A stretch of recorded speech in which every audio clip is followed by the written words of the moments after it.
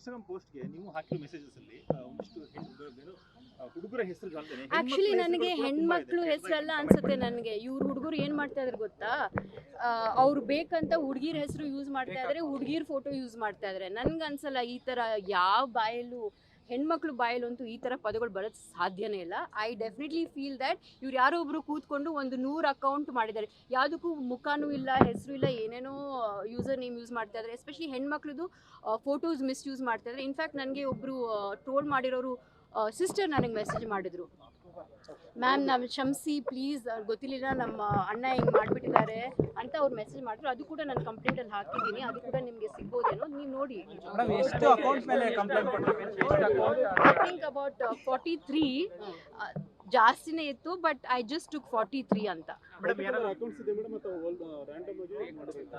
Particular accounts ಯಾವುದು ಜಾಸ್ತಿ ಕೆಟ್ಟದಾಗಿತ್ತು, threatening ಆಗಿತ್ತು, ಅದನ್ನ ಮಾತ್ರ ನಾನು ಹಾಕಿದ್ದೀನಿ. ಇನ್ನು ಮಿಕ್ಕಿದ್ದೆಲ್ಲ I have just let it go. ಹೌದು, ತೀರಾ ಹಾಕಿದ್ದಾರೆ.